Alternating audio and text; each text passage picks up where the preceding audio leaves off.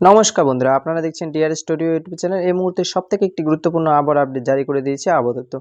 তো চলো বন্ধুরা, দেখা যাক কোথায় কোথায় ভারী বৃষ্টিপাতের সম্ভাবনা রয়েছে এবং কোথায় কোথায় কালবৈশাখী ঝড়ের সম্ভাবনা রয়েছে এই আবহাওয়ার আপডেটের মাধ্যমে জেনে নিই। আর আপনি যদি আমাদের চ্যানেলে নতুন হয়ে দর্শক হয়ে থাকেন তাহলে চ্যানেলটিকে সাবস্ক্রাইব করে পাশে থাকবেন। তো চলো বন্ধুরা, এক নজরে দেখে নেওয়া যাক। এই যে বন্ধুরা, আপনারা দেখতে পাচ্ছেন যে আবহাওয়া দপ্তর একটি নোটিশ জারি করে দিয়েছে। এই নোটিশের মাধ্যমে বলা হয়েছে যে কোন কোন জায়গাতে ভারী বৃষ্টিপাতের সম্ভাবনা রয়েছে এবং কোথায় কোথায় কালবৈশাখী ঝড়ের সম্ভাবনা রয়েছে।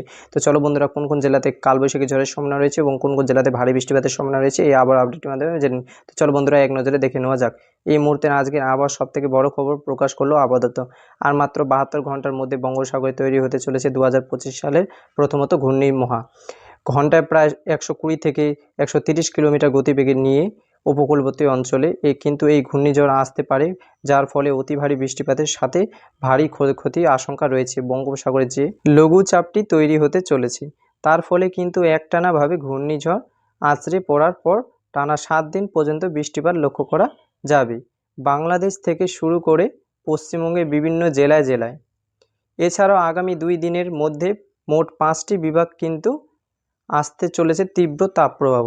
তো সুপ্রিয় দর্শক, আজ এবং আগামীকাল বাংলাদেশ এবং পশ্চিমবঙ্গের কোন কোন জায়গাগুলিতে ভারী থেকে অতি ভারী বৃষ্টিপাতের সম্ভাবনা রয়েছে, ঘূর্ণিঝড় মহা ঠিক কবে কখন তৈরি হয়ে ঠিক কোন জায়গায় আছড়ে পড়তে চলেছে, কোন কোন জায়গাগুলিতে সবথেকে বেশি ক্ষয়ক্ষতির পূর্বাভাস রয়েছে, কোথায় কোথায় অতি ভারী বৃষ্টিপাতের সম্ভাবনা রয়েছে এবং কোন কোন জায়গাগুলিতে আগামী কয়েকদিন তাপপ্রবাহ লক্ষ্য করা যাবে।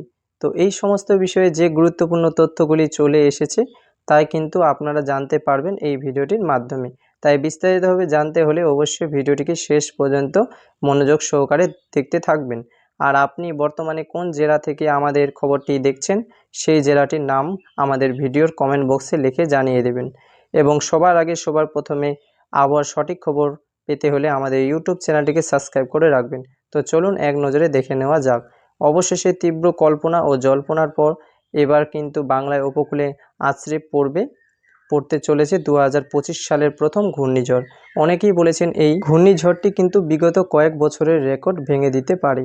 ঘন্টায় 130 থেকে 120 কিলোমিটার গতিবেগে এই ঘূর্ণিঝড়টি যদি উপকূলে আছড়ে পড়ে তাহলে কিন্তু ভয়ঙ্কর ক্ষয়ক্ষতির আশঙ্কা রয়েছে। গাছপালা ভেঙে যাবে, বাড়িঘর ভেঙে যাবে, তারই পাশাপাশি কারেন্ট খুঁটি ওপরে গিয়ে কিন্তু বিক্ষিপ্তি ঘটতে পারে।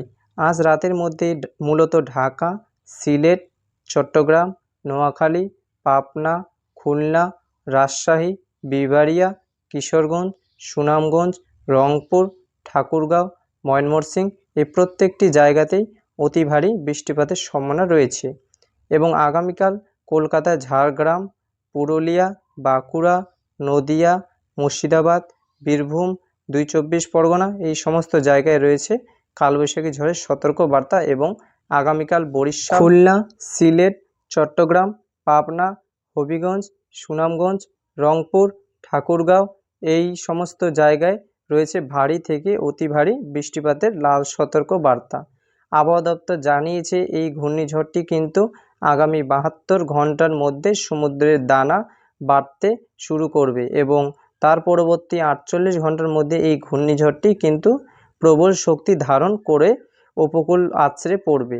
উপকূল আছড়ে পড়ার পর এই ঘূর্ণিঝড়টি কিন্তু তৈরি হবে গভীর নিম্নচাপে এবং যার ফলে একটানাভাবে কিন্তু 7 থেকে 10 দিন পর্যন্ত পশ্চিমবঙ্গে, আসাম, বিহার, তারই পাশাপাশি আগরতলা, ত্রিপুরা, বাংলাদেশের এই প্রত্যেকটি জায়গাতে ঘটাবে অতি ভারী বৃষ্টিপাত।